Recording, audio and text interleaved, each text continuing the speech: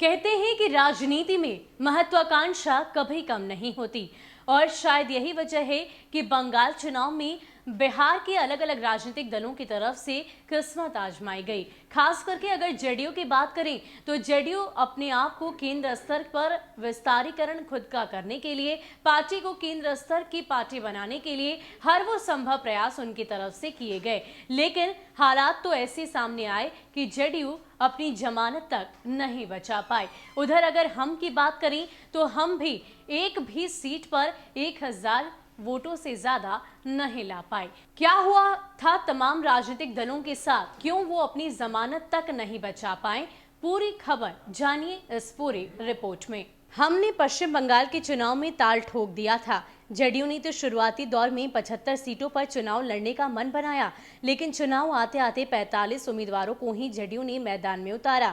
45 सीटों पर जेडीयू को करारी हार मिली, यहां तक कि जेडीयू किसी सीट पर जमानत भी नहीं बचा पाया। वहीं जीतन राम मांझी की पार्टी हमने 26 सीटों पर उम्मीदवार उतारे, लेकिन एक भी उम्मीदवार 1000 वोट का आंकड़ा पार नहीं कर पाया। जेडीयू पश्चिम बंगाल और असम में इस उम्मीद से उतरी थी कि दोनों राज्यों में प्रदर्शन बेहतर होगा और राष्ट्रीय पार्टी बनाने का सपना भी, लेकिन जब चुनाव परिणाम आए तो 1% वोट भी जेडीयू के खाते में नहीं आए। जेडीयू को 0.02% वोट से ही संतोष करना पड़ा। चौरंगी सीट से उम्मीदवार अनिल सिंह को सबसे कम वोट यानी कि 81 वोट, जमूरिया से गौरीशंकर बनर्जी को सबसे ज्यादा 1484 वोट मिले। जेडीयू को राष्ट्रीय स्तर की पार्टी बनाने की कोशिश लंबे समय से की जा रही है। जेडीयू कई राज्यों में चुनाव लड़ चुका है। इस बार पश्चिम बंगाल में भी इस मिशन के तहत पार्टी ने अपने उम्मीदवार खड़े किए, लेकिन वहां कई सीटों पर पार्टी को प्रत्याशी नहीं मिले और जहां उम्मीदवार मैदान में उतारे वहां उनकी जमानत भी नहीं बची। उन्हें जो वोट हासिल हुए उससे पार्टी नेताओं के दावों की पोल खुल गई है। हम की बात करें तो उसे आधे दर्जन से कम सीटों के लिए उम्मीदवार मिले थे। इनमें हावड़ा उत्तर से हम उम्मीदवार अशोक कुमार वर्मा को सबसे कम 251 वोट मिले। वहीं नवदा से वसीम अकरम को सबसे ज्यादा 893 वोट मिले। हम के किसी उम्मीदवार ने 1000 का भी आंकड़ा नहीं पार किया। हम पार्टी के राष्ट्रीय प्रवक्ता दानिश रिजवान ने कहा कि पश्चिम बंगाल में हम दमखम से लड़े थे, लेकिन वहां की जनता ने हमारी पार्टी को समर्थन नहीं दिया।